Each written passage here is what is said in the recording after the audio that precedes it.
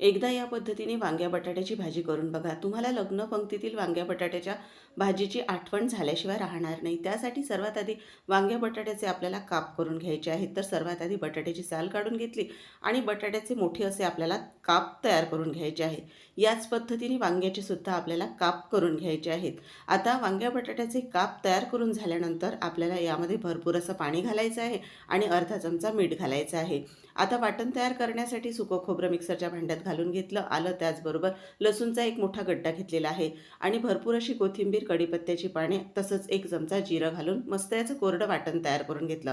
भाजी फोडणीसाठी आता कढईमध्ये तेल घालून घेणार आहोत. तेल गरम झाल्यानंतर यामध्ये अर्धा चमचा आपल्याला मोहरी घालायची आहे, त्याचबरोबर चुटकीभर एवढा हिंग घालायचा आहे आणि तयार केलेलं वाटण घालून घेऊया आणि वाटण छान खमंग असं परतून घ्यायचं.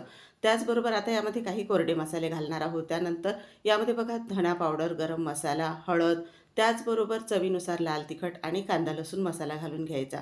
आता हे कोरडे मसाले वाटणाबरोबर चांगले असे मस्त खमंग परतून घ्यायचे, चांगलं तेल सेपरेट होईपर्यंत.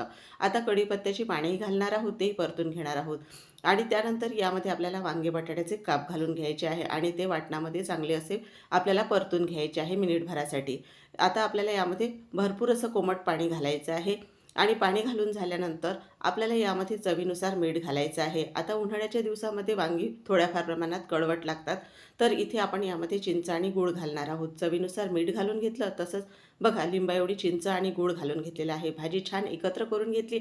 झाकण ठेवून मीडियम स्पीडवर मस्त 5 मिनिटे एक वाफ काढून घ्यायची. वाफ काढून घेतल्यानंतर बघा भाजी अजून आपली थोडीफार शिजायची राहिलेली आहे. यामध्ये 2 चमचे शेंगदाण्याचं कूट घालायचं आहे आणि भाजीला परत 2 ते 3 मिनिटाची वाफ काढून घेणार.